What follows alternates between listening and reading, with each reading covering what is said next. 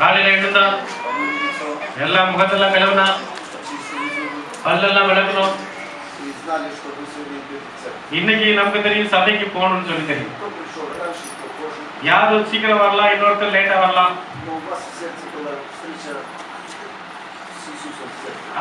உங்களுடைய மனதெல்லாம் எப்படியாவது ஆண்டவரை சபையில போய் சந்திக்கிற ஒரே எண்ணம்.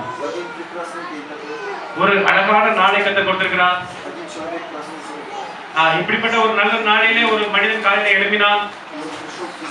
அவன் இயேசுவிடத்துல வந்தான்.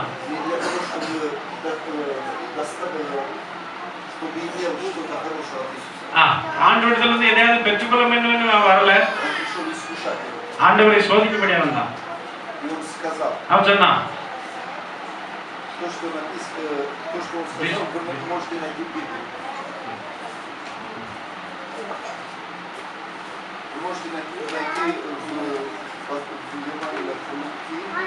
லூக்கான சுவிசேஷம் 10ஆம் அதிகாரத்திலே வாசிக்கும் போது 25ஆம் வசனத்தை நம்ம வாசிக்கிறோம்.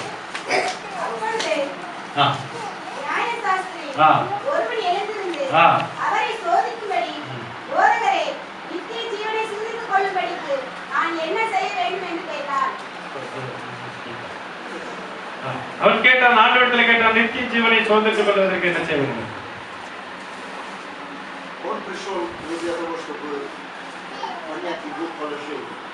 அவன் ஆண்டவருடைய அந்த சித்தத்தை அறிந்து கொள்வதற்காக அவன் வரவில்லை. அவனுடைய ஆவிக்குரிய நிலைமை வளர வேண்டும் என்று வரவில்லை. இயேசுவிடத்தில் வந்தான். அவனுடைய இயேசு கிறிஸ்து எவ்வளவு ஆவியில் இருக்கிறார் என்பதை பார்க்க முடியாது.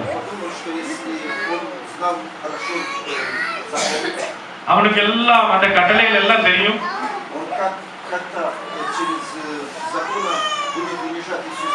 அவன் அந்த கட்டளை மூலமா இயேசுவை சிறுமைப்படுத்தி வெட்கப்படுத்தணும்னு வந்தான்.